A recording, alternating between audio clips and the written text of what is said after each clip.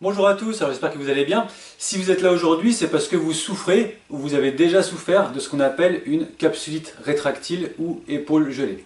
Et moi avec cette vidéo, je vais essayer de vous aider en fait à regagner de l'amplitude un petit peu plus rapidement ou à faire diminuer votre douleur. Pour ceux qui sont nouveaux sur la chaîne, ce que je vous conseille en fait c'est de vous abonner en cliquant sur le bouton en bas à droite de votre écran.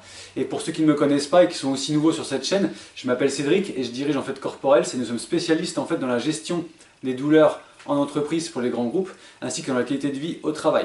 Et c'est par en fait ce biais-là que tous les jours ou régulièrement j'essaie de vous donner des conseils, des astuces et des exercices pour lutter en fait contre différentes douleurs qui peuvent vous être pénibles au bureau, en télétravail ou au quotidien. Pour en revenir à notre capsule rétractile, en fait pour bien comprendre ce que c'est que l'articulation en fait de l'épaule, elle est maintenue par un ensemble de ligaments et une capsule. Et en fait, tous ces éléments-là se rétractent et empêchent du coup tout mouvement de votre épaule, d'où le terme d'épaule gelée. En fait, cette capsulite, on ne connaît pas vraiment les causes, elles sont un petit peu méconnues. En fait, on pense qu'il peut s'agir de causes psychosomatiques, ça veut dire après un choc émotionnel ou un choc psychologique. Ça peut venir d'une période de stress un petit peu intense. Ça peut venir aussi, si vous voulez, de chocs physique directement, lorsque vous avez pris un coup sur l'épaule. Ça peut venir aussi après une opération, notamment de la cage thoracique, ou lors d'opérations au niveau du sein avec curetage de ganglions. Et ça peut venir aussi de façon complètement qu'on appelle idiopathique, ça veut dire fortuite, on ne sait pas pourquoi, vous pouvez avoir cette pathologie-là. Il faut savoir que cette pathologie, en fait, elle touche plus souvent les femmes que les hommes, et l'âge moyen se situe entre 45 et 60 ans. Qu'est-ce que je peux vous dire d'autre sur la capsulite? C'est une maladie en fait, si vous voulez, qui évolue en plusieurs phases. Ça veut dire qu'il y a une première phase qui est assez douloureuse, c'est-à-dire que la douleur elle augmente progressivement jusqu'à devenir très intense et quotidienne et peut même vous réveiller la nuit. Et ensuite, il y a une deuxième phase où la douleur disparaît petit à petit et là, en fait, c'est la raideur qui prend le pas, jusqu'à ce qu'en fait vous soyez vraiment gêné dans tous vos mouvements du quotidien, comme pour vous coiffer, vous brosser les dents, vous habiller. Tous ces mouvements-là en fait deviennent très pénibles. Donc nous, ce qu'on va faire aujourd'hui, c'est que je vais vous présenter quelques petits exercices qui pourront vraiment beaucoup vous aider et vous être utiles pour lutter contre cette pathologie.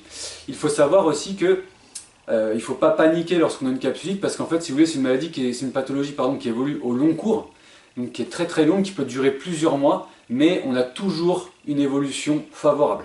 Par contre, il faut savoir aussi que lorsqu'on fait une capsulite sur un côté, il y a de fortes chances que quelques temps après, on fasse l'autre côté. C'est pas obligatoire, mais ça arrive souvent.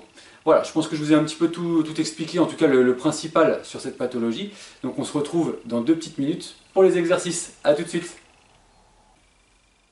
Alors l'exercice que je vais vous présenter maintenant, il est très simple et vous n'avez pas besoin de matériel. En fait, il va vous servir à gagner dans l'amplitude de l'épaule en la relevant.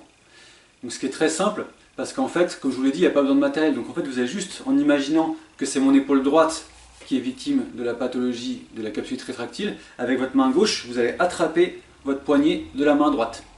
Et en fait, vous allez lever au maximum de votre amplitude. Si le maximum c'est ici, vous ne levez pas plus loin. Si le maximum c'est là, vous ne levez pas plus loin. Pourquoi? Parce qu'en fait, il faut vraiment respecter la règle de la non-douleur.